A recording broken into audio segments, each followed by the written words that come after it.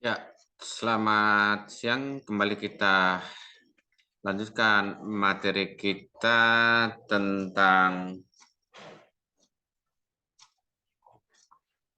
teknologi. Teknologi, sebenarnya kita sekarang masuk kepada teknologi untuk kesejahteraan. Teknologi untuk kesejahteraan. Jadi teknologi itu berguna, bermanfaat bagi manusia untuk kesejahteraan manusia itu sendiri. Ya, kita sharekan. Ya. Kita sharekan.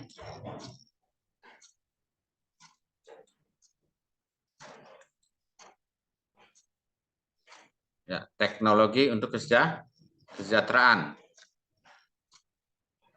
Ya, tetap dasar teologisnya Kejadian 1 ayat 8, 2 ayat 15, Amsal 1, Filipi 1 ayat 27. Teknologi dapat memudahkan manusia melakukan kegiatan dalam kehidupan. Jarak yang jauh dari harus ditempuh beberapa hari, berjalan kaki dapat ditempuh dengan beberapa jam melalui kemajuan teknologi, umpamanya penerbangan pesawat. Secara umum, pengaruh positif dari kemajuan teknologi bagi manusia adalah memberikan berbagai kemudahan. Jadi secara umum positifnya itu memberikan. Jadi teknologi itu mempermudah pekerjaan manusia, meningkatkan kualitas dan kuantitas produk teknologi, menuntut pengembangan sumber daya manusia, menambah wawasan dan pengetahuan, memperkaya kreativitas, mempercepat komunikasi, transaksi, dan produksi. Kamu masih bisa menambahkan daftar manfaat dari perkembangan teknologi canggih saat ini seperti HP, ya, juga laptop. Bagaimana saat ini zaman sekarang saja kita sudah mulai mempergunakan segala sesuatu dengan online. Dampak positif ini dapat terjadi apabila manusia sebagai pelaku tetap mengutamakan penghormatan kepada Tuhan dan penghargaan terhadap martabat manusia. Artinya gini, positifnya luar biasa, tapi juga ada pengaruh dari negatifnya. Nah, teknologi tidak saja meningkatkan kehidupan dan kesejahteraan hidup manusia, tetapi jika tidak dikembangkan, dimanfaatkan dengan benar dapat berdampak negatif. Ya, seperti menjauhkan manusia dari Tuhan, manusia tidak merasa memerlukan Tuhan lagi. Dehumanisasi, fungsi manusia diganti dengan mesin. Banyak pengangguran dan rendahnya penghargaan atas pribadi manusia. Ya, mempengaruhi pola pikir manusia yang mengidolakan ilmu pengetahuan dan teknologi. Gaya hidup instan, ilmu pengetahuan dan teknologi menawarkan pola hidup mudah, cepat, dan hemat.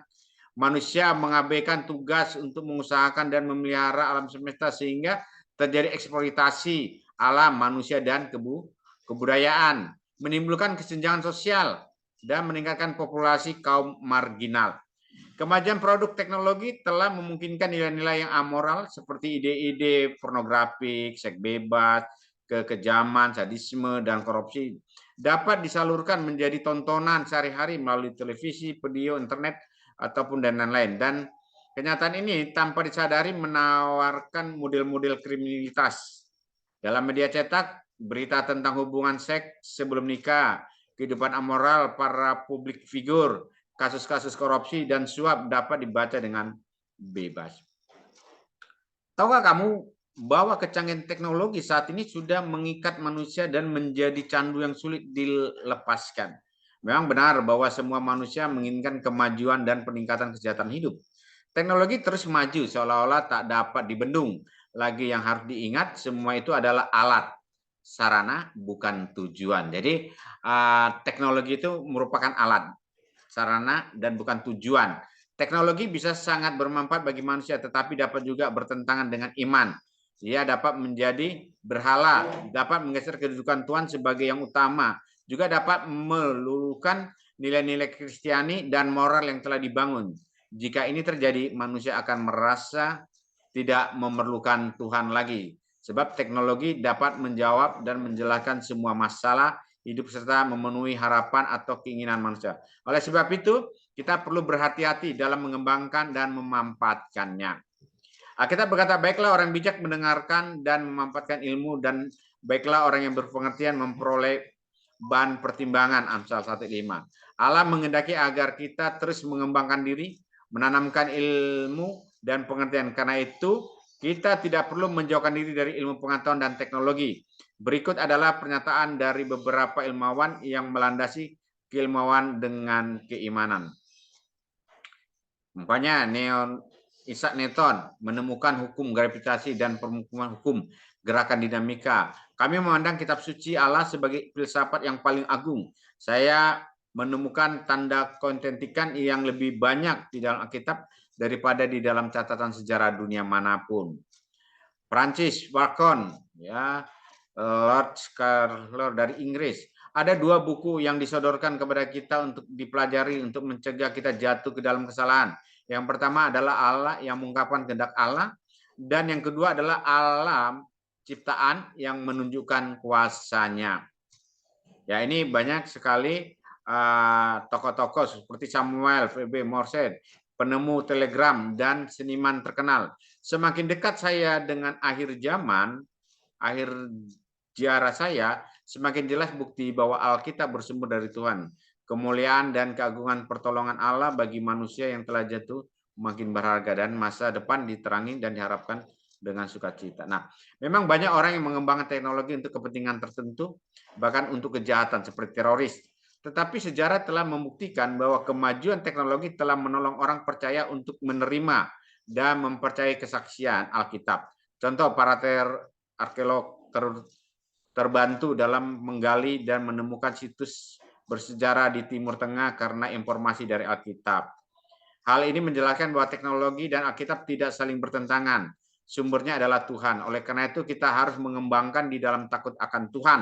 Amsal 1:7. Agar teknologi dapat bermanfaat untuk kehidupan dan kesejahteraan manusia, misalnya saja menjadikan teknologi sebagai sarana pengajaran nilai-nilai Kristiani, pendidikan, dan pelayanan pengabaran Injil yang diperintahkan Tuhan.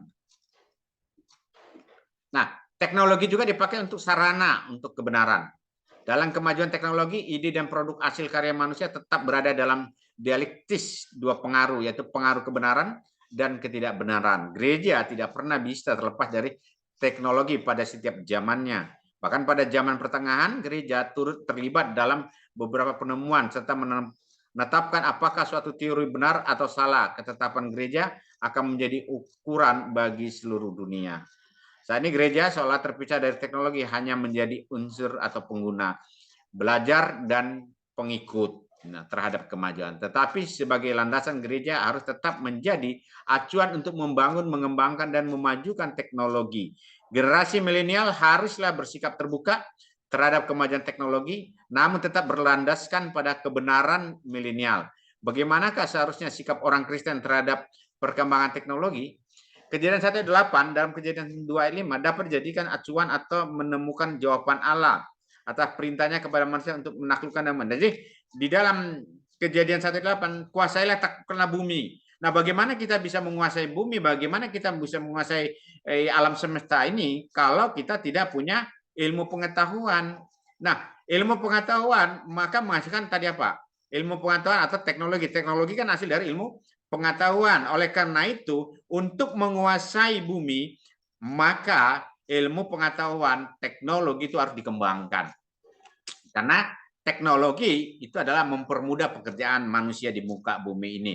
Oleh karena itu, kita jangan malas untuk belajar. Kejadian 1, kuasailah takluk, merupakan perintah. Perintah untuk kita belajar.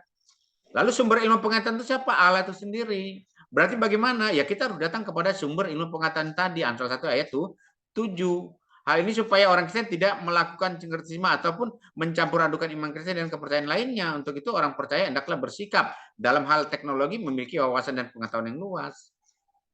Memiliki sikap netral, tidak ada unsur kepentingan tertentu agar dapat menilai secara objektif. Tanggap terhadap perkembangan kebudayaan, ilmu pengetahuan dan teknologi. Artinya jangan gaptek lah, kan gitu ya. Tuhan Yesus menjadi teladan dalam menghadapi pembaruan dan perubahan tanpa pernah kembali melihat ke belakang. Dia memandang ke depan, menerima semuanya tanpa mengubah kebenaran yang sejati dan tanpa kompromi dengan pandangan duniawi. Sudahkah kamu menjadi remaja Kristen yang modern bersikap kritis? Nah, ini harus dikembangkan. Jadilah surat terbuka. Bagaimana kita menjadi contoh, menjadi teladan dalam menjalankan ataupun melakukan perkembangan teknologi itu tadi.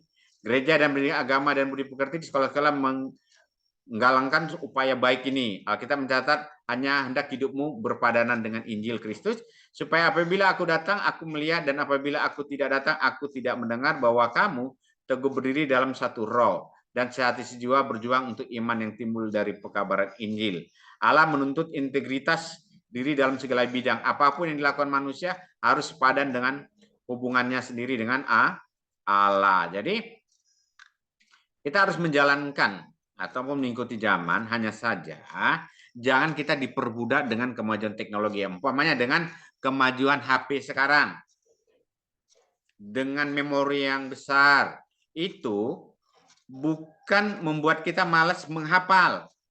Jadi seolah-olah nanti kalau ujian tinggal buka HP, lihat Google, semuanya serba ada. Akhirnya memperbudak, atau main game.